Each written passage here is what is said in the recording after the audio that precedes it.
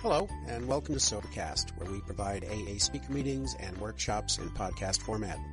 We're an ad-free podcast, and if you enjoy listening, please help us be self-supporting by visiting Sobercast.com, look for the donate link, and drop $1 or $2 into our virtual basket. We hope you enjoyed the podcast. Have a great day. Hey everyone, my name's Erik, alcoholic. And good to be here, good to see everybody. It's been a while since I've done something like this, so this is pretty cool. I have a lot of gratitude for Alcoholics Anonymous, and I'm also very loud, so can everybody hear me? Yeah. All right, cool. Thank you, Nate, for asking me to speak. You know, we went to the Cathedral of the Pines, my wife and I. They had a really big event recently. There were hundreds of alcoholics and al-anons. It was kind of a mixed group, so we're all there, and she asked me, why don't you get out and speak anymore? Why I haven't gotten out and speak? And I was like, I don't know, nobody asked me. And what did you know? It's how AA works. I got the ding, and what are you doing next Monday night? And I put together a string of not drinking and, slight improvement, according to my friends and family, by saying yes when AA asked. And sometimes I got to say, not right now, but the answer, typically is not no, which is maybe, next week. And we'll get into that. So I have a few things that I think are pretty critical to staying sober in Alcoholics Anonymous. One is a sobriety date. It's kind of tough to stay sober without those. And mine is May 14th, 2014. I have a sponsor, don't tell them I was here tonight speaking. I'll say, why haven't you called me today?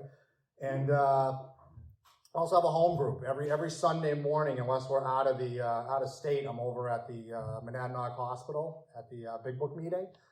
And they let me collect the money there too, and none's gone missing. So, the home group makes sure I'm not homeless in Alcoholics Anonymous, and I stay gainfully employed. I haven't got a paycheck yet, but I definitely stay sober. And my understanding of what goes on up here is just to talk about what I was like, what happened, and what I'm like now. And sometimes it turns into what it was like, but I'm going to talk a bit about me, and that's a pretty easy thing for me to do because that's kind of all I think about all day. So I just got to transmit that information to the rest of the room. And I didn't put much thought into this. I didn't write it out. I didn't come up with different acts to put on some sort of performance. I'm just going to share my truth. And I found that that's pretty easy to do in Alcoholics Anonymous because I don't need to make it up and worry about what I said. I can just say what's on my mind and ensure that, what's as honest as I can practice being. So, for me, my story started out pretty near here. I grew up in a little town called Ashburnham, Massachusetts, which some of you may know. I think you just jump on one of the roads here and drive down over the border, and you'll end up in this small town, which was a mix of pretty cool growing up in the woods, catching frogs, going fishing, and a lot of weekend partying. Things were kind of wild in its own way. My parents divorced when I was very young, and that's not why I'm an alcoholic, although I thought it was for a while. I put a lot of blame and anger into those situations. And when I say young, I mean I was about 2 years old. And it brought some different people into my life, some that were temporary and, would move on. And, my dad had remarried. And my takeaway, if I was going to condense 8 or 9 years of existence and the 8 or 9 seconds of me sharing with everybody here is that I learned how to have a double life, like really early on. I learned that there was one set of rules here and there was one set of rules there, and that I could get away with a lot. So even if it wasn't explicitly said, the message was definitely that it doesn't count if you don't get caught. And despite having some outward successes as far as sports and school goes, I did have this double life that was already starting to form, and the idea that I could, kind of maybe get away with things, and also feeling really isolated. So when really having 2 sets of rules and 2 homes, it meant I had no home, and I didn't have any rules. So it was really a confusing time. Part of it, it probably turned into things that I would be able to give a label to because Alcoholics Anonymous gave me a vocabulary. When I was a kid, I would just say, this sucks. But now I can say, like, I was people-pleasing, or I would be enabled at times, or, having a cycle of anger and violence and reward and apologies. And it was a lot of toxic behavior that I grew up with. And I turned to using drugs and alcohol as an escape method very on, and I thought it was awesome. I mean, I had no reservations to get involved in it as soon as I could and as much as I could. And I mean, I drank alcoholically from the jump. I don't know if I was born an alcoholic or born a baby, but when I picked up, I did not want to put down. And this isn't to say that it was an everyday thing, because there was still school to go to, and I picked up like a little restaurant job in high school. But the bottom line was that I was going to get as much of that stuff as often as I could, whenever I could, no matter what the cost was. And I mean, I started out early with consequences. Like, I did things with my drinking that qualified me for Alcoholics Anonymous as a teenager. Like, I did very bizarre things as far as showing up to school drunk, or I would go AWOL. This isn't like a way of life or going through the steps a different way. I was missing for a couple of days, and I would kind of play the game to be like, yeah, I'm going to Dad's, or I'm going to this one or that one, and you kind of like play that game, and would put myself into some dangerous situations. So, I mean, I didn't live near the big city, but we go to like Fitchburg or Leominster, or places where 14 and 15-year-olds shouldn't be at like all-night weekend keg parties, and would just go and kind of just be drifting through life early on. I found a sense of belonging in all of that. There was something about the excitement and the thrill and just physically getting out of myself that I found really appealing. And I did not want to trade that for anything. If anything, I wanted to do more of it, as much of it and as more of it as I possibly could. But I also had, a keen alcoholic mind that told me that something wasn't really adding up. When there was classmates getting ready to, go to school, or, maybe not always in trouble, and not, blowing every cent that they had from wherever they got it, like taking grandma's money to go buy dope. Like, there was like these things that I noticed I was doing that other people weren't. I realized what my problem was, which was good for me to figure this out at this age. And it was this small town in the middle of nowhere. It's like, there's just nothing to do here. I'm going to thrive if I get around some more activity and things that can keep me occupied and fulfilled. So I did what I now understand was my first geographic cure. So this is when, as an alcoholic, I think that I can, stuff myself in a crate, slap a label on me, and ship myself out. And when I get out, I'm going to emerge healthy, happy, and free. And that didn't happen. I went into a SUV, was driven down to UMass, and walked out the same guy that I was when I left Central Massachusetts. And so it turned out that going to a school full of thousands of people drinking with no responsibilities was not really the next best step for me to take. And I flamed out miserably. Like, I'm sharing this in a general way as I can, but there was like waking up in hospitals and arrest here, and getting in trouble with like unpaid things, and there was lying, cheating, stealing. There was all sorts of things that I can put specific instances to. And I gotta say that what really started to bother me was how these things kept happening twice. Like, it just once wasn't enough. I would say for a social alcoholic, somebody really looking good with a drink in hand, maybe a DUI would be enough to say I probably shouldn't jump behind the wheel and drive. But there wasn't any kind of outside force that could really stop me. It was just running out. I would run until I ran out, and I didn't last there. So I flamed out pretty miserably. So I made it through 2 years of school, and I couldn't go anymore. I was really empty. I didn't have the words to describe it then, but it wasn't so much the lack of resources. Like, I had no money. That was one thing, but you can always like take out a loan. I mean, in the United States, you can get a loan to go to school. They'll pay you, and you can worry about it, in the far off future. But I didn't have it in me like to go anymore. Like, I don't know if it was depression or some sort of like deeper sadness, but I couldn't even bring myself to actually show up in life anymore. And so I just basically gave up. And throughout all those years, I worked in the restaurant business. So I figured that, I had to find some place to get money. So a place that was attached to a bar seemed really appealing. So I always would kind of figure out where was the best place for me to be. And the restaurant attached to the bar room was going to be, the spot for me to start out. And some of you may recall down on 119 here was this place, Cypress Grove.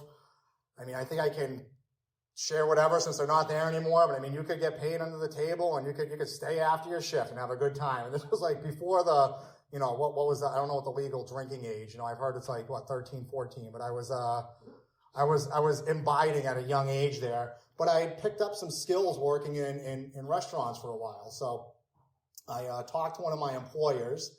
This was in Winchendon, Massachusetts, and they said I could come back. So I got involved with my employer that had a apartment above the restaurant.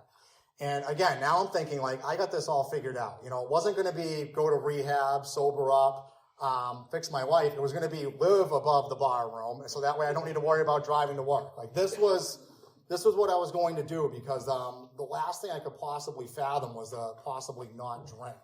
I don't think I would have been able to realistically comprehend it at that time. If I was sat down and told, Eric, you can have this life if you can just stop drinking and do these few simple things, I don't think I could have done it. I really find myself to be a case of just get it when I get it. Like at that point, if it was presented to me, I would have said I don't want it. I don't know how to do it, and I can't do it. I just wouldn't have had the skills to really go through with it. And so I went into this situation. I stayed there for a long time.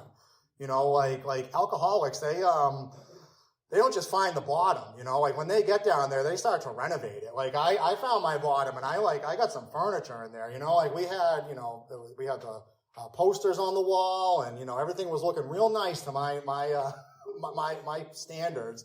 And, I would like to say that my life of excitement and grandiose behavior, manifested into all these wonderful things. And I was going to be, in Hollywood or, asked to speak at conventions. But it really just turned into work all day, pass out drunk, come to, work all day, pass out drunk, and come to, day after day after day after day.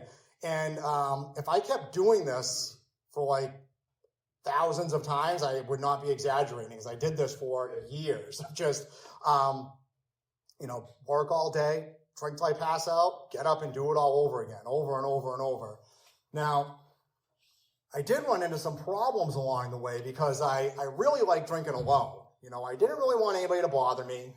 Sometimes, there would be these inconveniences of, family members or friends, or just like people like really need to get a life, that would be asking about my drinking. So I had to put as much distance as possible between me and them. So I came up with some different strategies. One was I signed up to go back to school, as I realized this was a wonderful excuse for why I couldn't make it to any event, because I am very busy. So I used a excuse of busy to put some distance between myself and those who maybe would have, shown some interest and tried to help. And part of the issue with always drinking alone is at some point I would get lonely. And when I get lonely and drunk late at night, well, I had to go find some other people in order to, share my well-wishing. And that's around the time I picked up that second DUI, when I shared that one just wasn't enough. And now I was really in a bad spot, because I don't know if they made any updates. I don't get out much anymore, but I haven't seen any public transportation around Peterborough or southern New Hampshire. There's maybe an Uber. I don't know if they kind of come out and pick you up. But at this time, I had railroad tracks so I could walk to like the Cumberland Farms, and that was my method of transportation. And it got, for me, it got really pathetic. That part of the book where it talks about incomprehensible demoralization. I mean, that was my life. If somebody came over to visit on occasion, like my mom, like, hey, aunt's here. I mean, it was like just a disgusting existence of what I would live at. It was not pretty at all. Like I couldn't, I couldn't take care of myself, keep a home, just like the bare minimum. Like if I was going to have to go buy food or something, I mean, I put on a, clean face. I get like, the scope and, brush up, wash up. But on a day-to-day basis, I mean, I was really a wretched human being to see just crawling around. And yeah, I mean, that's really where it took me. Drinking went from being something that I really enjoyed. It was fun, something I never wanted to give up, to something I just couldn't get out of. I just couldn't. And at this point, I had wanted to, to stop. To say that, well, this really isn't working out. The whole like being nauseous, and my highlight of the day is that my stomach ache goes away and I can drink again. I mean, there's just got to be more to what I'm doing than this. And so I would try everything. And I like going through the list of the things that I tried. So, at one point I realized a lot of people drink wine for their health benefits. So the key to all this must not be to drink beer and whiskey. It's got to be to drink wine. And that way I can keep my drinking, but I'm not going to get in any trouble, and I'm not going to be a disgusting, stinking mess. So I'd get my wine, and, I'd be by myself, and I'd open it up, and, pour it in the glass of wine. And now I'm a measure of sophistication when I got my glass of wine. And by the end of the following week, I'm into the box of wine, because we have to be cost conscious whenever we're going to do a real drinking plan. And I'd have the cheapest, biggest box possible, because I don't want to get myself into trouble by driving off and getting another bottle.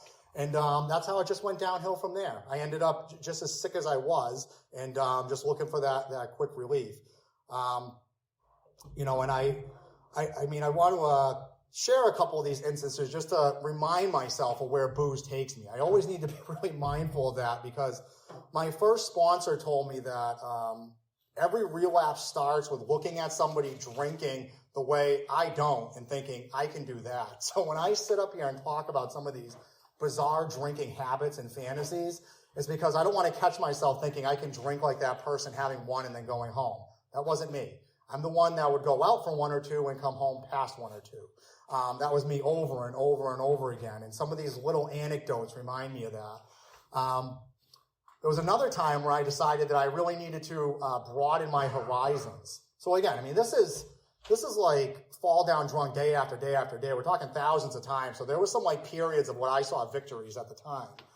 And one of them was I decided that my problem, as insane as this sounds, was I wasn't getting enough variety in my drinking. I thought, I'm drinking too much because I get this cheap stuff and I just suck it all down. What I need is to have a little bit more variety so I can make some mixed drinks. I'd been out and seen some of these, and then I'll just drink a lot less. Because if I have the ability to make a mixed drink, I'll have a couple and that'll be enough, and I'll just, go to bed. So I took my whole paycheck. This was going to be an investment, so I didn't see anything wrong with, wasting, anyone with a job, think of your last paycheck. I spent all of that at the liquor store. I had my gin, my vodka, you had your clear, you had your dark liquors, your whiskey, all this. And I got them up in the cabinet. And I thought, well, now I have my liquor cabinet that's going to help me drink a lot less. And I called over a couple friends and I invited them over so they could see how my program was going to work. And my bar went out of business real quick. So this idea that this was going to hold me over for a while, I don't think it lasted until the next week. Because, once I pick up, I don't put down. The plug in the jug was a big obstacle for me to overcome. So, I would do these crazy things over and over. I would do it with other things like my diet. I'd be like, if I can, go to the gym and sweat it all out, I'll be able to drink again tonight. And it's just real hard to get to the gym when you're waking up vomiting. It's very difficult to be consistent with those kind of activities. And, another time I would change my diet around, it'd be I just gotta be high protein, or I'll go vegetarian, or anything besides giving up the booze. I put a lot of different ways of trying to control and manage my drinking, and all of them ended up with me really sick, alone, isolated, and miserable. And I just can't wait to tell everybody about the turnaround and pivot, but I think we take a little break here now. So, is that good? Yes. All right.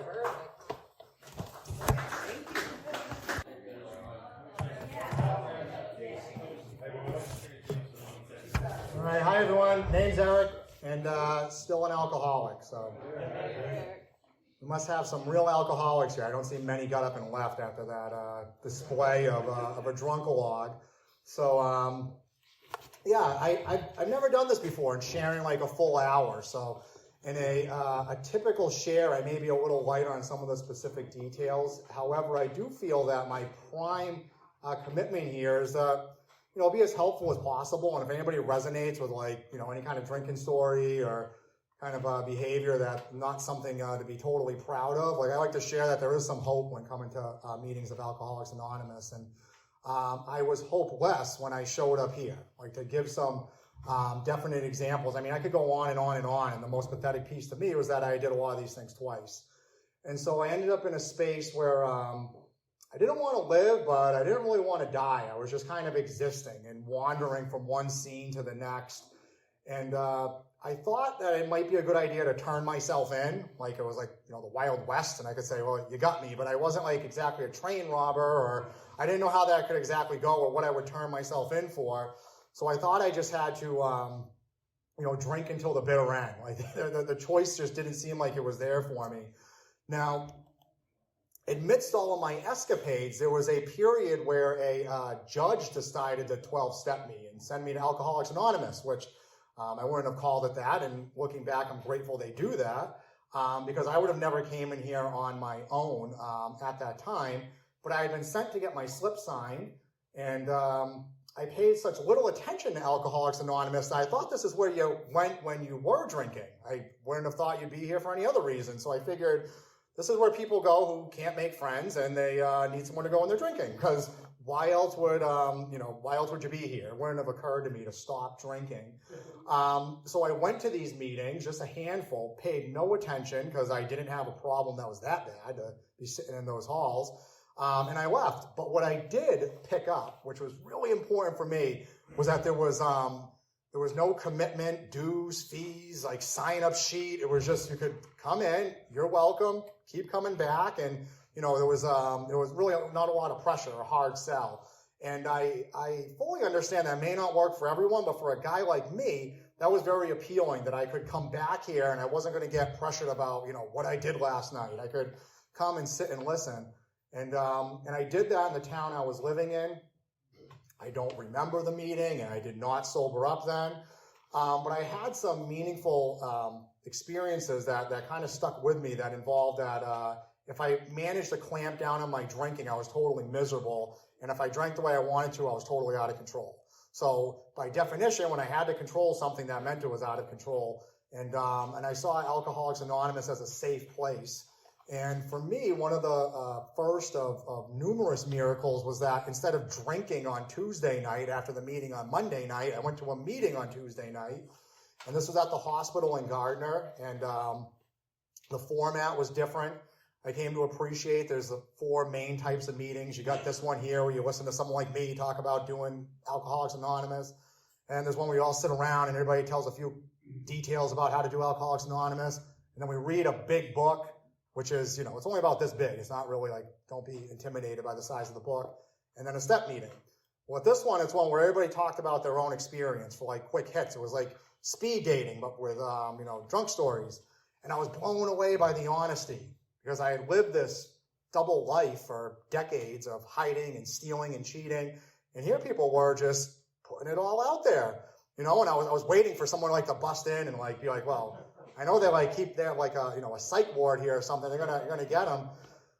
But we all wrapped up the meeting and went our separate ways. And the message that I received was like, keep coming. Like there's a lot going on here, but it's not something you got to figure out all at once. But if you can stay sober 24 hours and keep coming, a lot of things are going to sink in, and you'll see some improvements.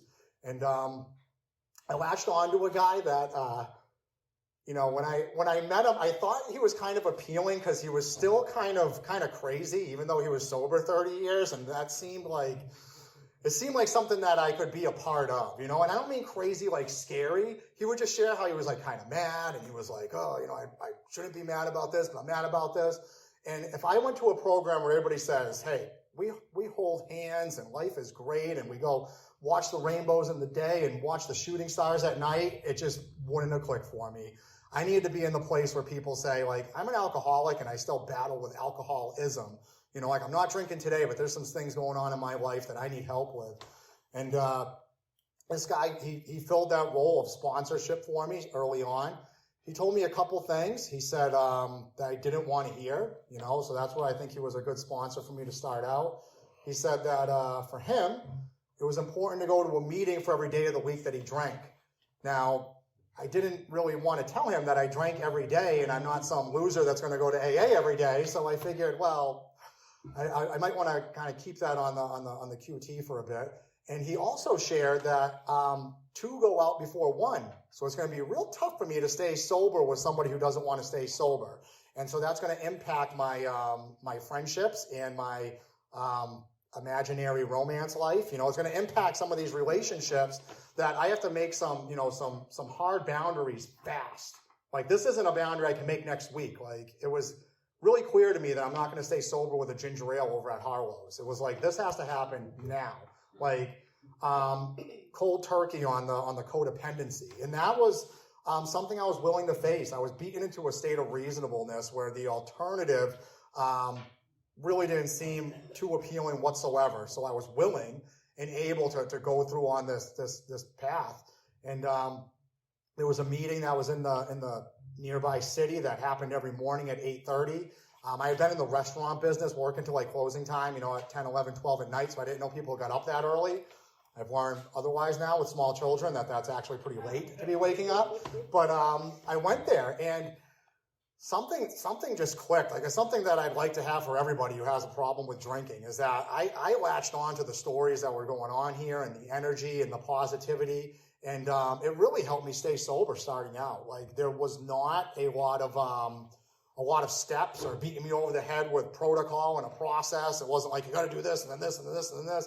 It was just a really welcoming environment with a lot of people that were not drinking at all. And that like kind of helped carry me through and usher me into Alcoholics Anonymous. Now, I do believe too that, kind of what you see and focus on is what you get. So if you like focus on the problems get bigger. If I focus on the good things get bigger. So there was definitely, steps and sponsorship and commitments and all these things. But for me, I was just really drawn into the meeting attendance and sticking around people that were staying sober.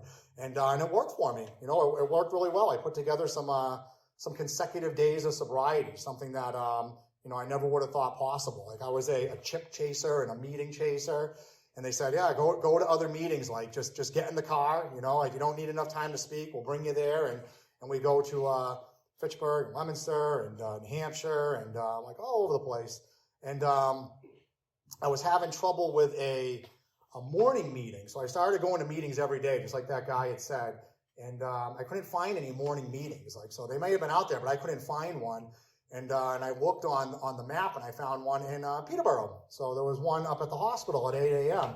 So I jumped in the car and I got there because I substituted that habit of come to, work, drink, pass out, come to, into get up, go to a meeting, work, pass out. So I had a lot of like go straight to bed sobriety. And I'm not saying that's good for a long-term plan, but this really helped me get into AA, was go to meetings, go to work, go to bed, and repeat this over and over. And there was enough here that was with depth and weight in the stories. And I mean, I see some people here I saw back then, to go to these different meetings. So I had that ability at the time. I guess I got my license back. I fast forwarded through that. So it was fortunate that I had some wheels and enough gas money to kind of get around.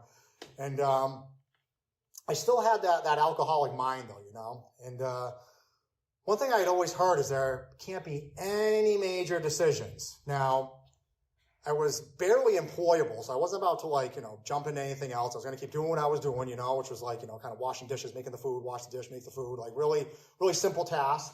And it was, hey, no romantic relationships. And given my hygiene and personality, that didn't seem like much of a problem at the time. I was just like, I didn't feel like I was really going to be out there, setting the dance floor on fire. And I had enough, challenges keeping my cat alive. Like, this was, difficult for me. So that wasn't a big deal.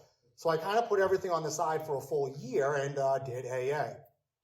Well, what that also meant is that once 1 year was up, it was time to make some big decisions. I had them all lined up, and I was ready to change the world with my keen alcoholic mind. And I presented this to my sponsor, let him know that now that 1 year is here, it's time for me to impose my will on the world with my decisions that I've arrived at. And one of them was I wanted to switch what I did for a living.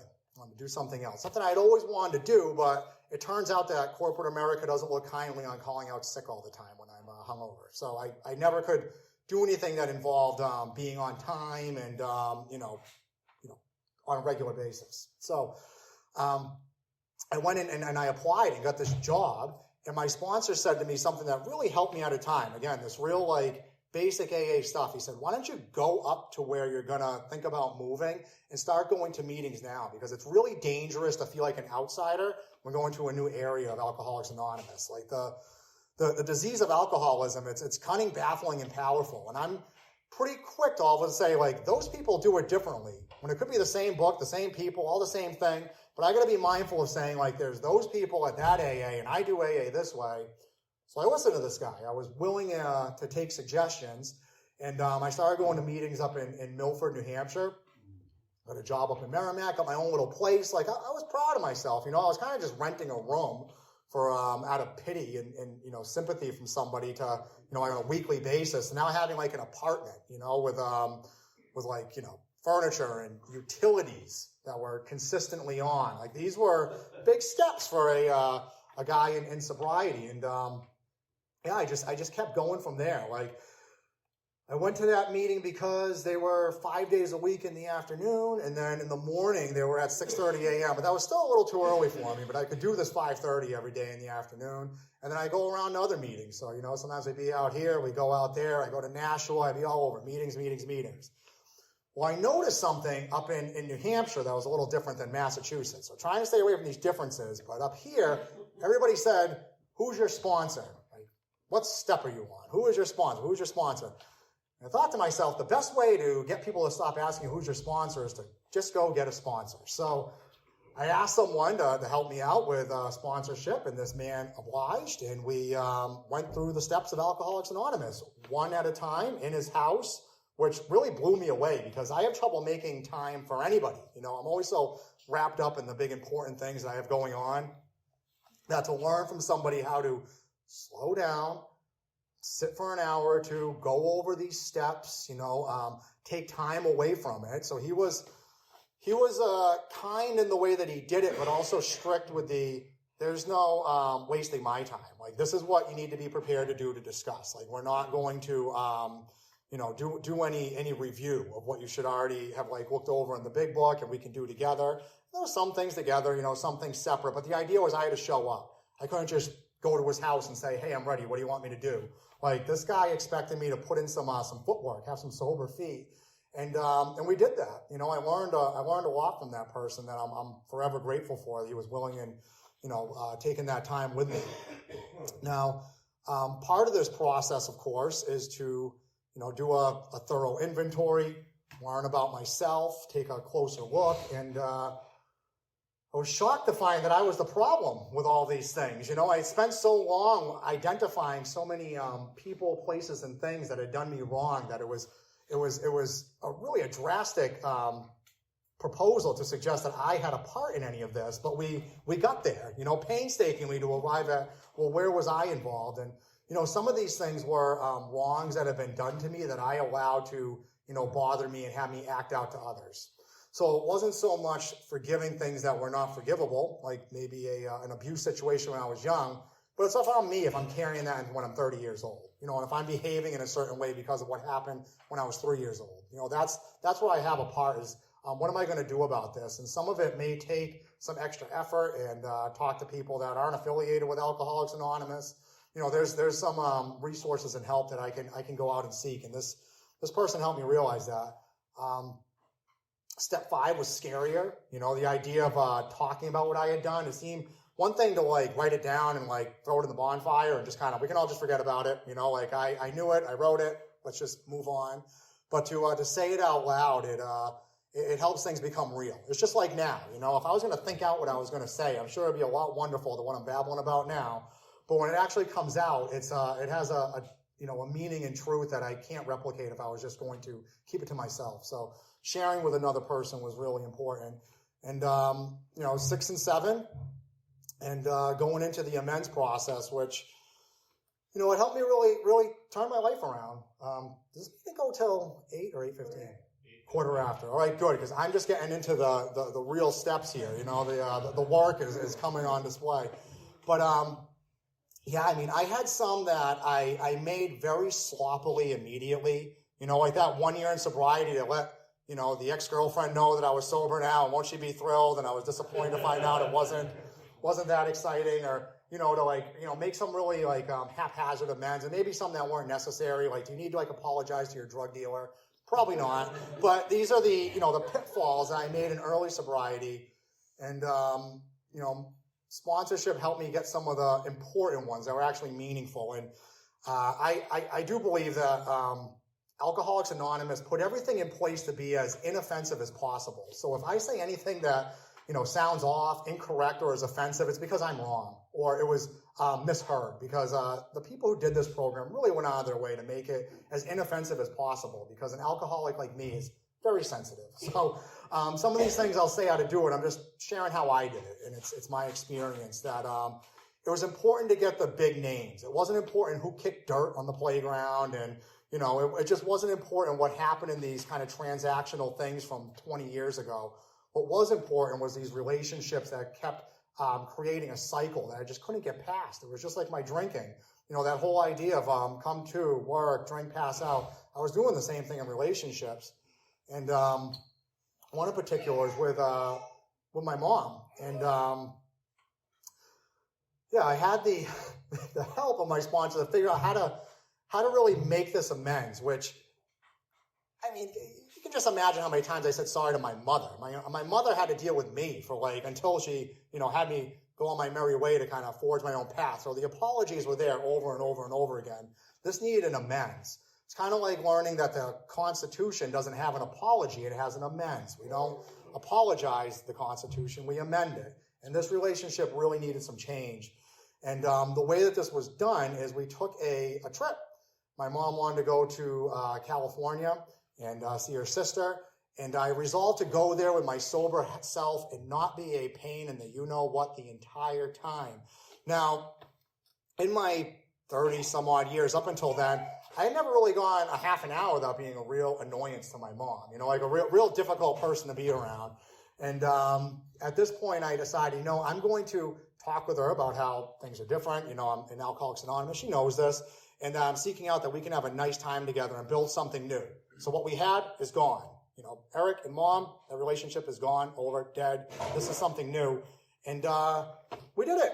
It wasn't like we had a ceremony. We didn't go to the Golden Gate Bridge and, exchange some sort of mother-son vows. I just acted like a normal human being for 7 straight days, which was something I could not do as a drinker.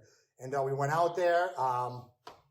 Interestingly enough, my aunt was with a daily drinker who went from being a really interesting, wonderful person till around 2 o'clock being really scary and out of control drunk.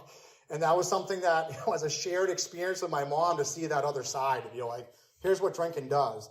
And, my mom didn't drink, I didn't drink, and we came back. And it's something that we still talk about to this day. We connected and built a new relationship. We don't talk too much about the past, but we didn't really shut the door on it either. We didn't have to say, we're not going to talk about what happened when I was 13. It was acknowledged and it's there, but now we're moving on. We kept moving forward. Not all of them turned out that way, So my dad, I saw him at a meeting of all places. So, it might be something in the family illness. And he died in a car accident. This was a couple of years ago. And he was kind of in and out of the program and was having some difficulties. And I don't even really know the whole story. I didn't really know my dad when he passed away. So, not all these, turn out to be a nice Hollywood ending. Not all these are fairy tale. But a lot of them have really changed my life in a meaningful way. I could share some of the other relationships that I was afforded to have in my life. But a big one is that I became a husband and a father. So let's see. If I think back now, I don't want to get myself in trouble, as a lot of you know my wife, of what these important dates were. But this was about 5 years ago. I met a young lady, and she had moved back here with her son, who was a little boy, a baby. He was a baby, and there was no father in the picture. And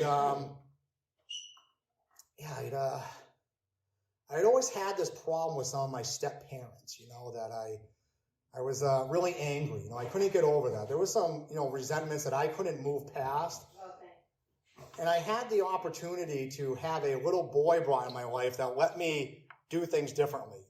So I had the ability to be, or I have the ability, this is real life for me, of being a step-parent. So if ever wondering if God has a sense of humor, any way to get over the resentment of my stepdad is to be a stepdad, to find out what it's really all about. I get to live that life. And we have a sober home, there's been some ups and downs. You know, we've had a relationship. You know, we've stuck it out, and we moved to Peterborough now about 5 years ago, and so that was in 2019. We moved right down here on Union Street, and yeah, it was still just a meeting maker. You know, like nights didn't really work out for us too much, so I haven't been to this fine group too often. I know she'll pop in on occasion. We just kept going to meetings, you know, and we had a little bit of an incident in 2020. Some of you may have heard, you know, there was a little bit of a shutdown in some of the things that we do, but I kept doing meetings. You know, I was a bit stubborn. I think it's kind of okay to say this now. For a while, it was a bit controversial, but I still did an in-person meeting even during that whole thing, because I heard someone say that there could be a pandemic and alcoholism, but I ain't going to survive both. So I got to treat my alcoholism. And I didn't feel like I was being too risky, because I didn't do it every day, and it'd be kind of smaller groups and outside groups. But I still went to meetings and a lot of Zoom too. And Alcoholics Anonymous taught me how to shift the what is seemingly hopeless and negative into something that was pretty cool. So I had this whole database of alcoholics that I could call right away, and they were all stuck at home. So I had this collection of alcoholics all over Massachusetts and New Hampshire, and I'm just calling left and right, and we're talking about, hey, what are you doing? What show are you binging now? You know, like, where are you getting your food delivered? The whole thing, and going to Zoom meetings. And I went to one that we went through the big book, and then you know, different Zoom all over the place. So I got to get plugged into meetings that are on the other side of the country and the other side of the world. And a takeaway from that is I like the in-person meetings quite a bit more, but I think there's just a lot of value in staying connected with other alcoholics. So as time went on, we had more children. I'm fond of saying that when you get to that part in the big book where they say we are growing in powers and numbers, it doesn't mean what I did. So we turned around and had our son together, and had a baby boy, and then, you know, just turned right around and had our baby girl. So we got this full house. It's a full sober house, and it's so different because it's a crazy place. Like, to go there, it's like, what is going on here? But it's not crazy like I grew up. It's not like broken glass, mess, sirens, anger. It's crazy like just today. So this is current events. My daughter has the pepper. Now, they don't put a little bit of pepper on. She opens the pepper, and like, the pepper is out, and the pepper is everywhere. We're having a pepper party. And I'm like, you got to be kidding me. So I'm sweeping the pepper. You know, I'm picking up the pepper. It's going in the container. We'll turn around. Well, guess what? She's got the salt now, and we're going to go with the salt. And for someone like me, that is like kind of fun. Like, I crave that kind of excitement and fun and just joy. And that's why I drank and got out there. And Alcoholics Anonymous gave me the ability to be in a life that does that without making myself constantly sick and hate myself. And it's not always thrilling to pick up the mess. We're in a season where I'm just constantly tired. Like, I came down here thinking like, geez, I might need a designated driver so I don't pass out on the way home. Because we just don't get a lot of sleep in my house. Like, if anyone has, you know, little kids or did, probably knows exactly what I mean. But it's just a different way of life, and I'm really embracing it.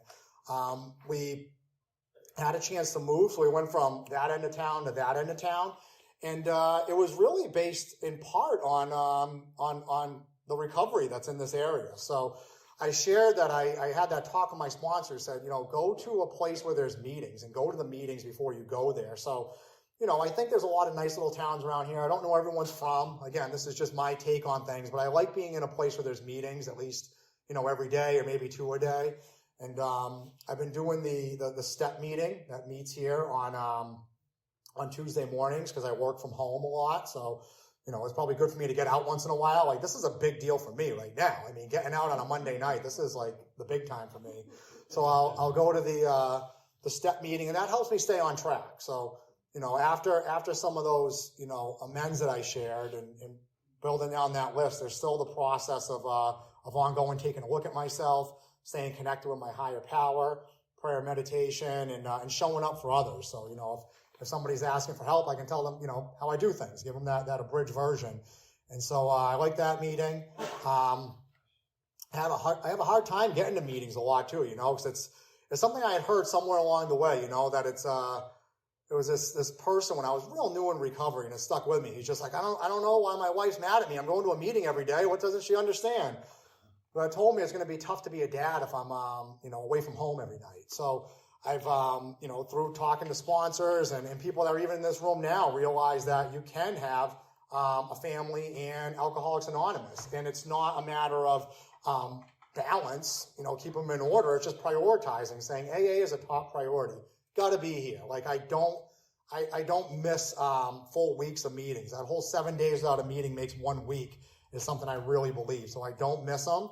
But I'm not getting to them 3 times a day. That's just not my life. And I like meetings more than anything. Like I'd rather come here than go to the New England Patriots football game. Like this is where I like to be. But it's just not the season that I'm in. The other meeting I like around here too is Greenfield Wednesday night. So that's like 5 minutes from my house. So I have this big like helter skelter. I get all the kids to bed and they're all in there and the lights out and I just like escape. I just like disappear and I pray the whole way, like, please let them stay asleep. And my wife's there, of course, but she needs a break too. And I go to the meeting and it's good. I feel that it's important for me to make sure I never feel uncomfortable at Alcoholics Anonymous. Like anybody who had a drinking problem or maybe has a drinking problem, like you're definitely welcome here. And I always want to still feel that welcome. And I know myself that if I stop going for a while, I start getting some crazy ideas. I'd be like, well, I don't need that, or it wasn't really that bad, and I can replay the tape of where it was that bad. But that's alcoholism for me. I got that built-in forgetter. So right now I'm keeping it as simple as I can. I would like to say that I'm going through the steps and sponsoring people and writing, my submission for the back of the big book, but it's just not where I'm at in this season right now. Like, I left the house the other day with 2 different shoes. I had left foot and right foot, and I was like, this is good. I'm protected if I step on a piece of glass, because it's just a full life, and I'm sure everyone has a full life. It's really a cool thing. So much more than that hungover guy who couldn't even keep his cat alive, a decade ago. And I'm looking forward to this next changing season. Our little boy just started school, and I'm a real dad to him. I'm not his stepdad. Like we don't make anything weird, but we've he knows that he met me when he was 1. So I'm assuming he knows his. I know he knows the basics. But I'm his dad. I'm a real dad to this kid, and I'm a real dad to his brother and his sister, and I treat them all fair.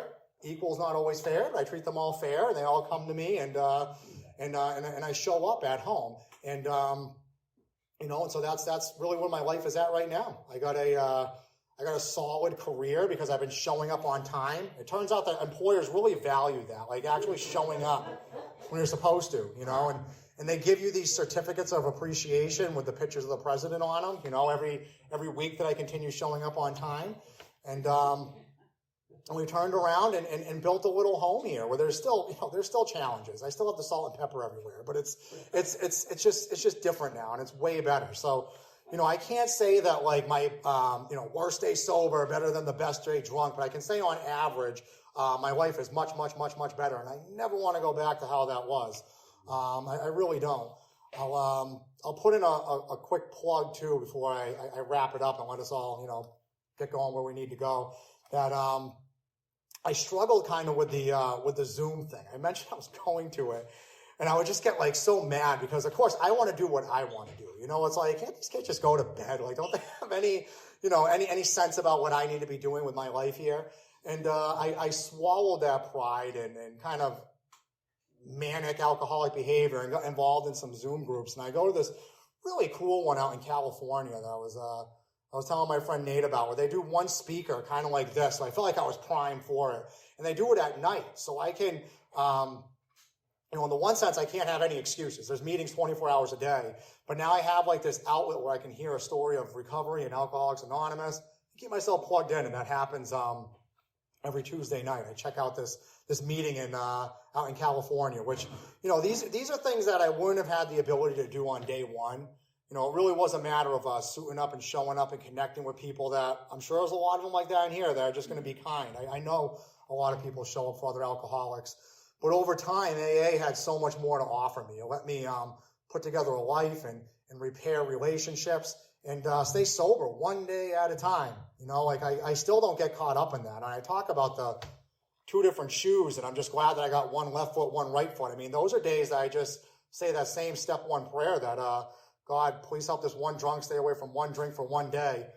And I find that when I do that over a consistent period of time, the quality of my life improves. And even more important and interesting to me is that the quality of life of other people around me improves. I see this now having a ripple effect into, people that I don't need to share their story. I was telling mine, but I could talk about my brother and, my grandmother before she passed away and how much Alcoholics Anonymous, meant to her and meant to him, and how it's just changed our entire family.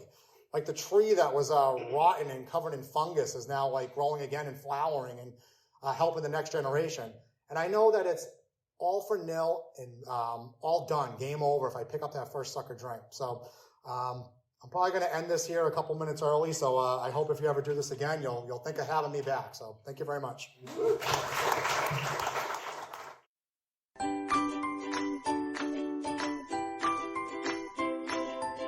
Thanks for listening. I hope you enjoyed the podcast. Sobercast is ad-free, and we'd like your help in order to keep it that way.